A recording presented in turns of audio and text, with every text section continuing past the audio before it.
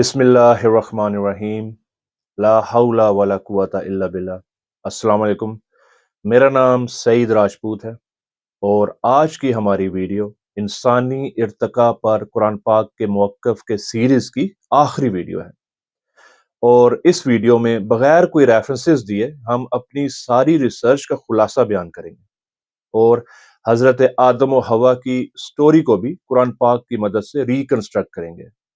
ہم نے آج تک جو بھی ویڈیوز آپ کے ساتھ شیئر کی جن میں قرآن پاک کا موقف ہیومن ایوولوشن کے بارے میں آپ کے ساتھ شیئر کیا گیا، اس کا خلاصہ یہ ہے کہ نمبر 1، اللہ تعالیٰ نے مٹی اور پانی کے اجزاء سے ایک اکیلے سیل یا خلیے سے زندگی کی ابتدا اسی زمین پر کی۔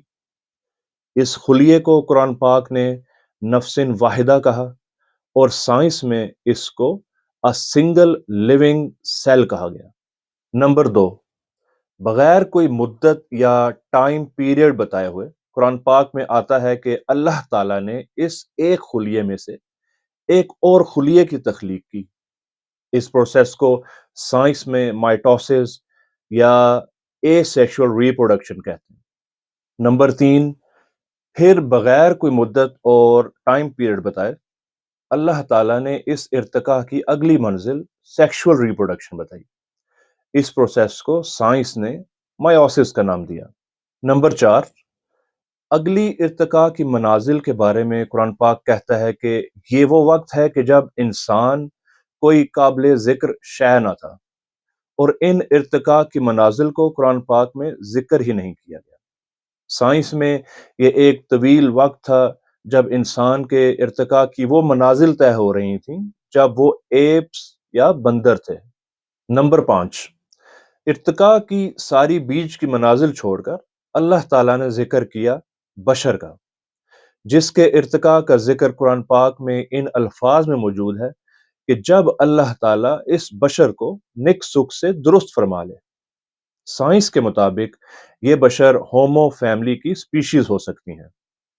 نمبر 6، یہ بشر یا ہومو سیپینز جو کہ ہومو فیملی میں بچ جانے والی آخری سپیشیز تھی، جب ارتقاء کے ایک خاص مقام تک پہنچی تو ان میں اللہ تعالیٰ نے روح پھونک کر ان کو انسان کا درجہ دیا۔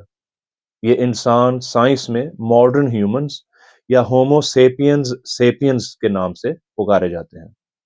نمبر 7، حضرت آدم پہلے انسان تھے یا پھر پہلے انسانوں میں سے ایک، لیکن قرآن پاک سے پتہ چلتا ہے کہ وہ تمام انسانوں کے نمائندہ ضرور تھے، جن کو اللہ تعالیٰ نے تمام انسانوں میں سے چنا اور پھر فرشتوں نے ان کو سجدہ کیا۔ حضرت آدم کے موضوع پر پارٹ 1 میں ہم نے آپ کے ساتھ حضرت آدم و حوا کے بارے میں جو مسکنسیپشنز منسوب ہیں وہ بیان کی تھی، اور کہا تھا کہ ہم قرآن پاک کی مدد سے اس سٹوری کو ریکنسٹرکٹ کریں گے۔ تو چلیے دیکھتے ہیں کہ قرآن پاک میں حضرت آدم و حوا کا قصہ کیا بیان کیا گیا ہے۔ نمبر 1، حضرت آدم و حوا انسان بنائے جانے سے پہلے بشر تھے، اسی زمین پر باقی بشروں کے ساتھ رہتے تھے اور باقی بشروں کی طرح ہی ان کے والدین بھی تھے۔ نمبر 2، اللہ تعالیٰ نے حضرت آدم کو باقی تمام نوع بشر میں سے چنا ایک خاص مقصد کے لیے، باقی تمام کے نمائندے یا ریپرزنٹیٹیو کے طور پر۔ نمبر 3، نوع بشر میں روح پھونک کر انہیں نوع انسان بنا دیا گیا اور فرشتوں سے کہا گیا کہ حضرت آدم کے آگے سجدہ ریز ہو جائیں۔ نمبر 4، تمام فرشتوں نے حضرت آدم علیہ السلام کو سجدہ کیا اور ابلیس جو کہ ایک جن تھا وہ متکبر ہو گیا اور اللہ تعالیٰ کا حکم ماننے سے انکار کر دیا۔ نمبر 5، انسانوں کے لیے یہ ثابت کرنے کے لیے کہ ابلیس یا شیطان ان کا دشمن ہے، اللہ تعالیٰ نے حضرت آدم و حوا کو ایک امتحان میں مبتلا کیا۔ وہ امتحان یہ تھا کہ ان کو زمین پر ایک ایسے باغ میں رکھا گیا جہاں انہیں کھانے پینے اور دھوپ سے بچنے کے تمام اسباب میسر کیے گئے، اور انہیں کہا گیا کہ جو مرضی کھاؤ پیو، مگر ایک درخت کے پھل کو کھانے سے روک دیا گیا۔ نمبر 6، شیطان نے ان دونوں کو ورغلا دیا اور آدم و حوا نے یہ ممنوع پھل کھا لیا، جس پر اللہ تعالیٰ نے ناراض ہو کر انہیں اس باغ سے نکال دیا اور حکم دیا کہ کہیں اور آباد ہو جاؤ، جہاں ان باغ کی آسائشوں کو پانے کے لیے انہیں تگ و دو کرنا پڑے۔ نمبر 7، پھر اللہ تعالیٰ نے حضرت آدم و حوا کو معافی کے الفاظ سکھائے اور معاف کرنے کے بعد فرمایا کہ حضرت آدم کو ہدایت بخشی، یعنی انہیں نبوت سے سرفراز کیا گیا۔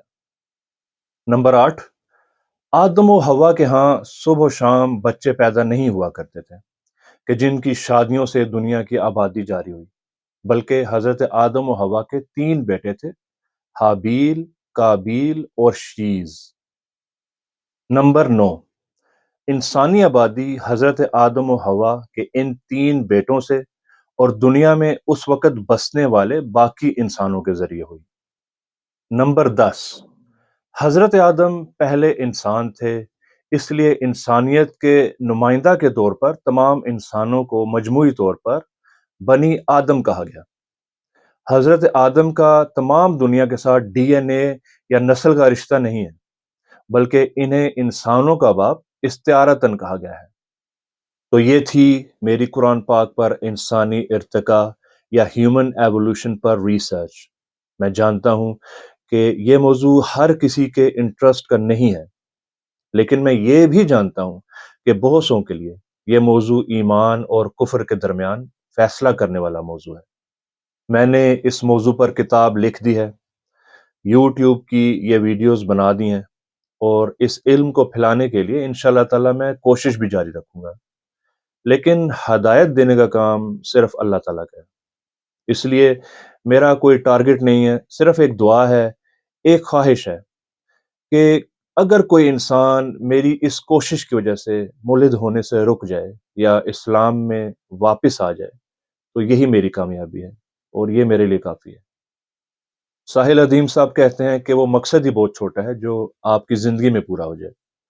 مجھے میرے مقصد میں کامیابی میری زندگی میں ملے یا بعد میں، میرے لیے ایک ہی بات ہے۔